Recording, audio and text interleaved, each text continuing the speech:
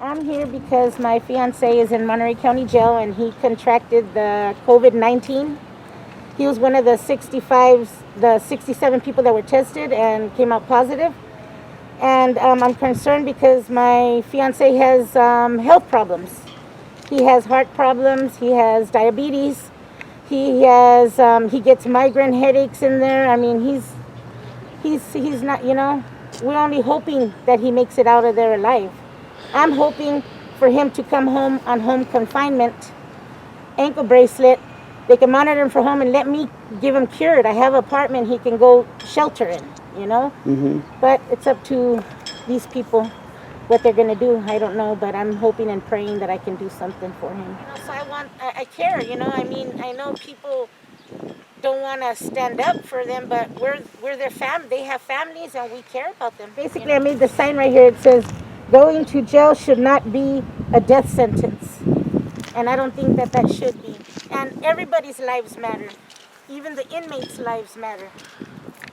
Okay? Of course. And if we have to speak as family for them, because they don't have nobody that's going to talk to them. The DAs, everybody is against them, of course, for the whatever they've done, I understand that, but we're human and everybody makes mistakes, and I believe my fiance, yes, he made mistakes, but you know what? I think he's recovering and I think he's good, and they could trust him and let him go home on home confinement.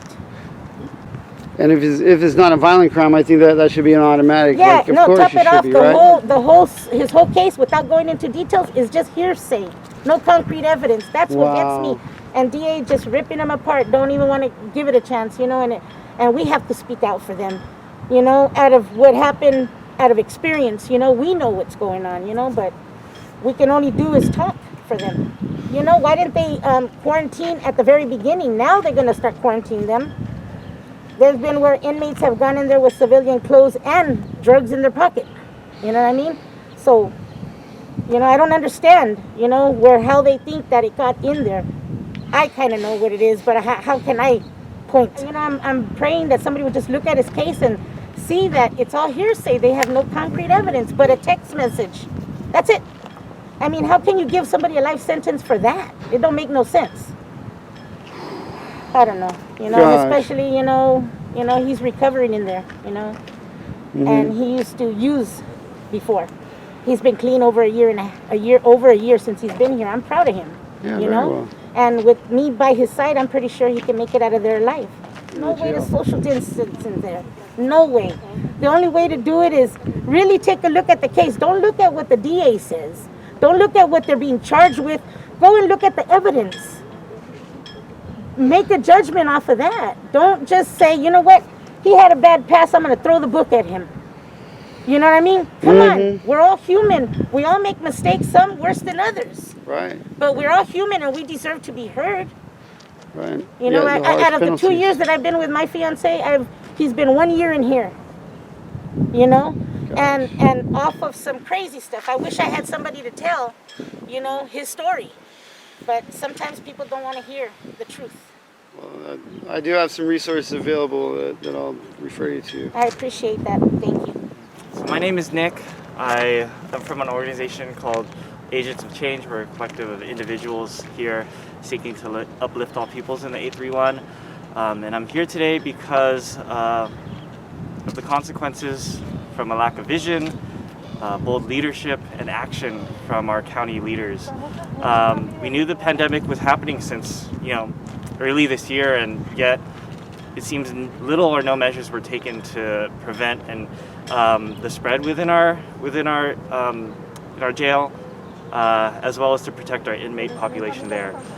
These are human beings. This is, going to being sentenced to jail should not be a death sentence. And we are, protected by the Constitution against cruel and unusual punishment. And this is what that is, just through negligence, gross negligence. So we're calling, demanding the immediate release of vulnerable prisoners, those over 50 and with health conditions that make them particularly susceptible for severe symptoms of COVID and death, as well as youth. We're also demanding Safety protocols are followed strictly by the CDC, as outlined by the CDC and public health experts, as well as transparency, daily updates on cases, hospitalizations, deaths, if any, as well as releases. How are they being transitioned back into our communities and being safely quarantined as well, and also what measures are being taken inside the jail to prevent further spread. So that's why I'm here. So, yeah. COVID-19, él fue uno de los que salió positivo y mi querido tiene problemas con su corazón, tiene problemas con su diabetes, tiene problemas con su asma y yo quiero que me lo dejen que se venga a la casa a hacer quarantine para que se acabe este virus, porque este virus no se va a acabar aquí, va a seguir subiendo más gente y más gente. ¿Pero qué medidas han tomado? ¿O él que dice que a todos están dejados en una celda? Sí, los que están infectados en unos cells, ahí los están dejando, en esos mismos. Nomás eso es lo que sé, es que nomás están dejándolos en esos y que todavía está entrando gente y está saliendo gente, eso no entiendo. ¿Qué es lo que usted pide? Yo pido que me lo dejen, que se venga a la casa. Yo tengo mi apartamento que puede ser quarantine para que se acabe este virus, que lo pongan en el home arrest. Es una cosa que le ponen en la pie para que se vayan a la casa y pueden verlo. Del probation department pueden hacer eso. Okay. Yo quiero eso porque si no, nunca sabe si lo voy a volver a ver otra vez. No lo ha mirado desde marzo. Okay. ¿Y qué te dice? ¿Que tiene dolor de cabeza? ¿Qué te dice? Tiene dolor de cabeza, le suda mucho, le duele su espinazo, a veces está duro para resollar, está tos y tose, todo, pues lo que es, le duele la panza, está en el baño cada ratito, nunca sabe uno lo que le va a pasar. Ok, ¿esperan a más familias que lleguen aquí a la protesta? ¿Qué es lo que esperan? Yo espero más gente que llega, pero ahora ya sabe que trabajan todos. Y ahorita estamos que todos necesitan su trabajo. Yo estoy pensando, a lo mejor no pudieron venir por eso mismo. Okay. Quizás otro adelante podemos hacerlo más grande, pero eso es lo que estoy pensando que quiero hacer. Perfecto. Can we speak Spanish? I don't. Who do you represent? So I am from an organization called Agents of Change. We're a collective of individuals seeking to uplift all people in the 831. What's the name of your agency? It's called Agents of Change. Ok, aquí tenemos a una persona que representa agentes de cambio que nos va a decir el propósito. Why are you here today? Here today to demand that our county recognizes the humanity and prioritize. Okay. Él dice que está aquí para que el condado reconozca la humanidad de las personas y que pueda tratarlos con calidad. So they recognize the humanity and prioritize the health of our incarcerated people. Just because they're sentenced to time in jail does not mean that they should be exposed to this deadly virus. Que dice que porque están encarcelados no es una sentencia de muerte para que tengan que fallecer en la cárcel.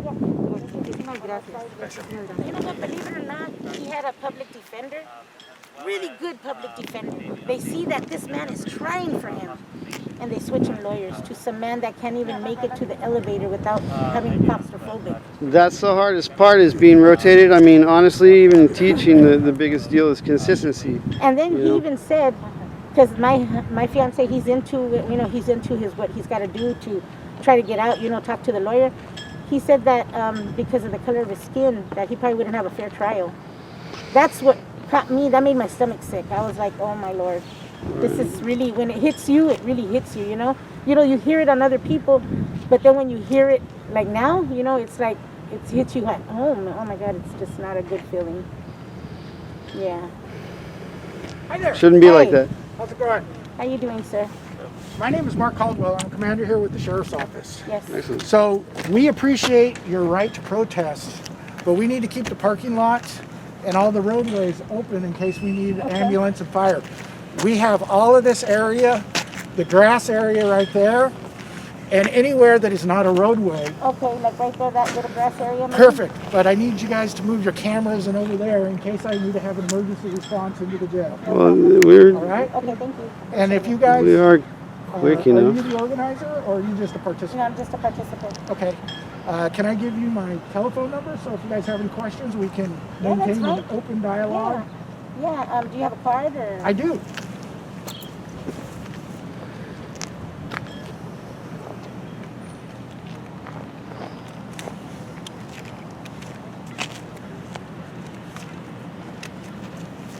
Thank you. My number is on the bottom. It goes directly to my cell phone. I appreciate that. Thank you so much. Again, we encourage you to do your civil rights and everything, but we just need to maintain this No problem. as What? being in case we need to. Right. You don't think we'd be reactionary enough to like notice and hear and see and be like, oh, we gotta get out the way or anything like that? If you have to react, it's already too late. So I'd appreciate it if you put your equipment over there on the grass. That's what we've set up for you.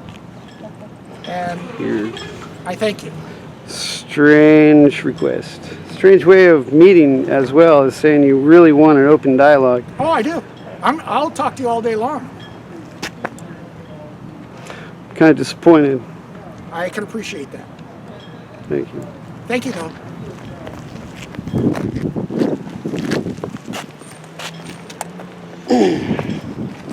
First of all, go away. Somebody, where's my people at? Dude, it's like, I feel like they would go around this way and not through where we're standing. Right. No, well, specifically this one lane. I mean, there's really no reason for get off the grass or whatever kind of rule that is. They just like that. And did you hear about that one about that? That Don't forget to Hispanic- follow the law. Did you More hear about rules. The Hispanic community, the Monterey County Sheriff, he parked his vehicle in the front of his car with a cage, and then he put 2020 Trump. Yep. Interesting how that's all the same department too. Yeah. We're organizing an action on site to go through the Hi. neighborhood. Yeah, Right now. because Wait. What's your name? my name is Melinda. Melinda. I'm Nick. Okay, nice to meet you. Right. I mean, what a way to meet a person. Yeah. Hi, I really want to talk to you, but get over there. Yeah, get over there. Yeah, Yeah, get out of my it's face, just, basically. Just like a control tactic. Absolutely. No, it's doublespeak, strong arm nonsense. I mean, dude, if you can't, there's no point in talking to homie though. Yeah.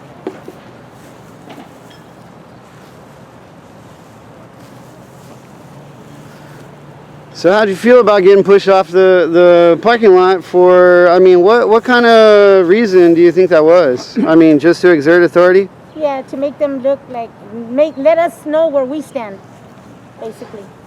Very And far away from I'm them. I'm very aware of where I stand. I'm very aware. So, you know, you can come and listen if you want. You know, we're welcome. Dialogue, I can talk all day, I he wanted him says. to see my sign, so I turned it around. Because I'm pretty sure they just get their paycheck, they go home, and that's it. Well, and they have an attitude that prevails in Yeah, you know, this system if you cycle gotta- where we get paid to do what? Yeah, that's exactly right. You know, it's like we pay taxes too, you know? Yet the taxpayers are the ones victimized. The business owners, do they ever get victimized? No way. Not at all.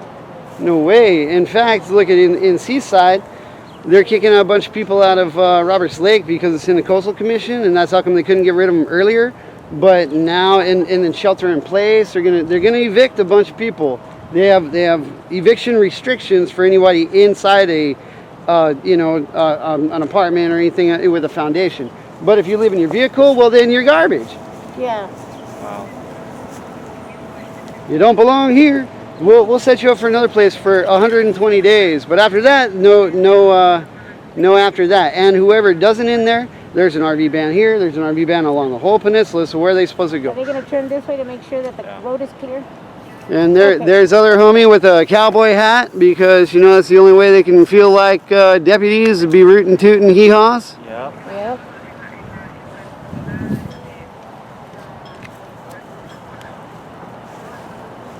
I mean, I understand the law and everything, but for this specific moment, like where's the need? Standing right here. I'm kind of disappointed that He just has to have so much utter control over the parking lot that is obviously heavily trafficked. Fucking empty, yeah. Obviously heavily trafficked, and oh my god, the ambulance might come by. What, dude? You guys are ridiculously stupid. And besides, the ambulance would come straight away this way, dude, because that's a front entrance. Why would he want to turn?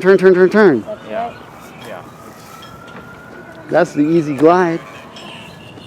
We'll bring more people. Yeah. I think He said we're gonna bring more people out, babe. yeah. Don't worry. Yeah, we'll come back and it'll be We're bigger gonna come back and louder. and bigger and louder. Yeah. My name is Kenneth Lee. Okay, tell us about the situation inside the jail with COVID. How is the situation inside the jail? How is the situation inside the jail with COVID? The situation inside the jail with the COVID, there's a lot of inmates in here, they're sick. They're not being real attentive to our situation. They're being very hostile with us in conversations. They're not being honest with us about the number of inmates that this COVID-19 is spreading to. So right now it's a very intense situation on the inside of the walls right here, and a lot of dishonesty. Okay, but all of the inmates with COVID are in one cell, they're apart? Are all the COVIDs in one cell or are they apart? Most of the infected inmates with COVID-19, we are all quarantined together in a dorm. There's no social distancing in here because there's nothing in here that's 6 feet apart. Everything in here is basically 2 or 3 feet apart. There are a few other dorms that's affected. I believe that they said that the number of inmates that are affected with COVID-19 are 100, but we believe that there's a lot more inmates affected with COVID-19. It's probably double that number. Are they giving you masks? Are they giving you masks? They're giving us masks. They want us to wear it inside the dorms. As you see, I don't have mine on, but I do wear my mask inside the dorm. They give mask exchange here twice a week. Sometimes they don't even come and we have to use the same mask over and over. Do you fear for your life? Do you fear for your life? I wouldn't say more or less that I fear for my life. I just feel that the staff should be more attentive. I feel that they should put us in a proper quarantine situation. I feel they should. If not, they're not going to quarantine us the right way. You know, it should be all inmates in single cells. I believe that they should let us at least be released, at least to the streets where they ain't come out of and let us quarantine in single rooms with our family members instead of having the COVID-19 has different strands in here and they're slowly shuffling inmates around and housing them with other inmates and it slowed down the process of our healing. Could I ask, what does the appeal process look like for those, with early release? What does that entail? And who are you talking to and who's denied you? Well, either the judge approves or I guess now that the actual sheriffs also are approving of it, and they're strictly going by the severity of those charges. And they're not really taking our health into consideration. It's strictly going by our charges. If they say our charges are violent or anything like that, you're automatically being denied no matter what. Be it being put on a big monitor, anything like that, they're not considering any of that. You're just being denied, period. So even if you're elderly or have pre-existing health conditions that put you at higher risk of death from COVID, they're not considering that. What about? I myself have pre-existing Yeah. and that matter nothing. They're still kicking watching us at least, so they must be really bored. She never came. I don't see her. Bianca. You have a lot more time if you're not doing your job. Well, yeah, I can always. Okay, baby. I'll talk to you after. I'm gonna call Blanca, see where she's at. Me llamo Melinda Esteban Cortés. Okay. So, además, ¿me puedes decir, dar otro resumen de lo que están pidiendo ahorita? Ahorita estoy pidiendo que miren el caso de mi fiancé, que no lo quieren soltar porque tiene el COVID-19. él quiero que venga para la casa en home monitor, para que lo watchen de la casa, que le pongan esa cosa en la pierna para que él puede parar de este virus, porque estando ahí adentro va a seguir el virus, no va a parar. ¿Cuál es el propósito de esta protesta? Para que los oigan la gente, para que sepan que los que están en preso también tienen gente que los quiere mucho acá afuera, que apoyan por ellos y que salgan bien de esto. ¿Tú crees que la cárcel del condado de Monterey debía que ser más medidas seguras? Sí, yo digo que sí, porque ahorita van a hacer quarantine diferente. Hubieran comenzado eso desde el comienzo. A lo mejor este virus no estuviera ahí adentro, porque estos muchachos están aquí adentro, no pueden salir. Tiene que entrar el virus en una manera. ¿Quieres agregar algo más que no te pregunté como en español? ¿Cómo? ¿Algo más quieres agregar que no te pregunté? No, nomás que yo tengo mucho miedo de su enfermedad, es que tiene, está diabético, corazón, tiene problemas con el corazón, le pegan migraine headaches, diabetes. Eso es lo más peor, que pienso que ya no lo voy a volver a ver. ¿Y ahora lo puedes hacer en inglés, por favor? Yeah, what's the main purpose for this protest out here? This protest is for our inmates, our loved ones that are in Monterey County Jail that have the COVID-19, that have health issues. I know they're looking at other things, but we're looking at the health issues right now. What's more important? If they can let them, the ones that are able to come home on home monitors, and let us quarantine them, the people, I have somewhere for my fiance to quarantine. Let them quarantine with us, in our house, where we can get them better, and they can still monitor them, We're just worried about the safety. I don't know if I'm ever going to see him again. To your knowledge, have they looked at your fiance's case if he's able to be released early?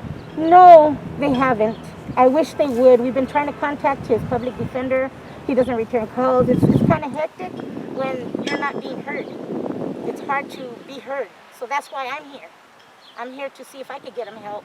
I could get his case looked at. It's nothing but hearsay. And if they would really look at it and figure it out, they can. It's just plain and simple. You mentioned that you feel like the jail should have taken necessary precautions to prevent COVID getting inside the jails. Yeah, they should have. From the very beginning, they stopped visits right away. Why couldn't they start doing the testing right away, or the quarantine the inmates that are coming in sooner, if that's the way it came in.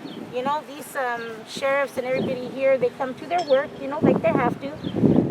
They're in contact with the world, not the inmates. Perfect, Melinda. Anything else you'd like to add? Something I might not have asked you. No, I just thank you for taking the time to even hear me. I appreciate it.